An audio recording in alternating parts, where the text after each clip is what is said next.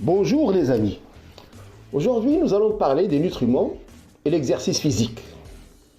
Les nutriments et l'exercice physique influent sur le développement des tumeurs. Lors du 7e congrès international de la Société espagnole de la santé de précision, tenu à Madrid, des chercheurs ont étudié le rôle que peuvent avoir certains nutriments sur le développement des tumeurs ainsi que les données les plus récentes justifiant l'idée que la prescription d'exercice physique ne devrait pas être facultative mais plutôt intégrée au traitement, soit presque obligatoire. Le régime alimentaire et le mode de vie peuvent avoir une influence sur le développement des tumeurs à toutes les étapes de son développement. Le docteur Carrera de l'Université de Lund en Suède a donné beaucoup d'explications dans ce sens que je vais essayer de résumer. Cette étude contient beaucoup d'éléments trop techniques et comme mon public est large et ne comprend pas uniquement des professionnels de santé, j'essaierai de donner le moins possible de détails techniques. Pour ceux qui souhaitent avoir des détails, je leur suggère de consulter le rapport établi de ce 7e congrès international. Le docteur Carrera déclare que parmi tous les agents nocifs, ceux qui sont les plus impliqués sont sans doute les composés nitreux, nitrates et nitrites en particulier. Ceux qui sont présents naturellement dans les aliments ne provoquent pas de cancer car biochimiquement, ils ne produisent pas de nitrosamine. Nous avons un problème avec les nitrites qui sont ajoutés par exemple aux viandes transformées et aux saucisses. Ceux-ci produisent effectivement des nitrosamines, hydrocarbures aromatiques polycycliques. Le spécialiste a déclaré qu'il existe deux types d'aliments transformés particulièrement nocifs. La viande salée qui contient des composés N-nitroso et la viande et le poisson fumé qui contiennent des hydrocarbures aromatiques polycycliques, des substances chimiques directement liées à certains modes de cuisson. Nous savons que les hydrocarbures aromatiques polycycliques se forment lors de la cuisson des aliments d'origine animale mais aussi végétale.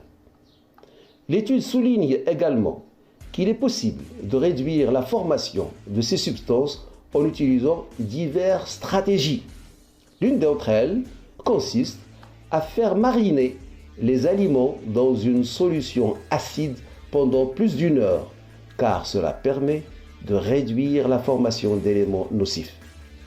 Une autre option consiste à assaisonner la viande et le poisson avant de les griller avec du poivre, du paprika, de l'ail, de l'oignon, du gingembre, du curcuma, du cumin, de la cannelle, du clou de girofle, du fenouil, de l'anis étoilé, etc.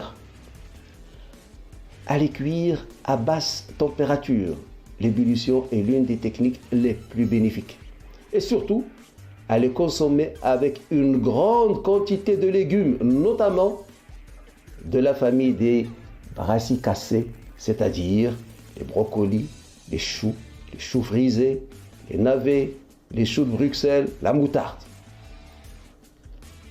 Le docteur Carrera a expliqué le raisonnement qui sous-tend cette recommandation. La viande cuite sur le grill peut contenir des benzopyrènes, un hydrocarbure qui peut entraîner la formation d'une tumeur. Les facteurs qui peuvent aider à la formation de tumeurs sont nombreux et divers. Parmi eux, on peut citer le stress psychologique et la perturbation du rythme circadien, comme plusieurs études l'ont démontré concernant les effets du travail posté. La sédentarité, l'obésité, l'hyperglycémie, la carence en vitamine D, entre autres. L'élément commun ou fil conducteur de tous ces facteurs est l'inflammation. Donc, objectif, arrêter l'inflammation. Parmi les principales causes de l'inflammation systémique chronique, nous trouvons l'obésité, la sédentarité, la perturbation circadienne, le stress psychologique chronique, une alimentation inadéquate, a déclaré le docteur Carrera. Tout cela peut activer diverses voies pro-inflammatoires contribuant à la cancérogénèse. Il existe également de plus en plus de données sur les éléments nutritionnels ou de styles de vie qui peuvent prévenir ou arrêter cet effet. L'un de ces éléments fait référence aux acides gras de la famille des oméga 3. Ces acides sont une solution notamment chez les patients souffrant d'une inflammation chronique. Il existe également divers composés phytochimiques présents dans les aliments tels que le gingembre, le thé vert, le curcuma, le brocoli et d'autres brassicacées qui peuvent diminuer les effets nocifs des nutriments. Mais ce qui est vraiment important, c'est d'identifier les causes de l'inflammation chronique. Et puis, on va parler de l'exercice physique qui doit être systématique. Il faut lutter contre la sédentarité.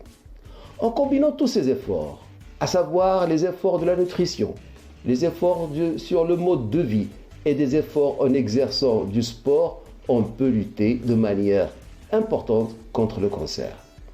Voilà ce que je voulais vous dire aujourd'hui. Si vous avez aimé, vous pouvez liker comme vous pouvez vous abonner en cliquant sur la clochette pour ne rater aucune vidéo.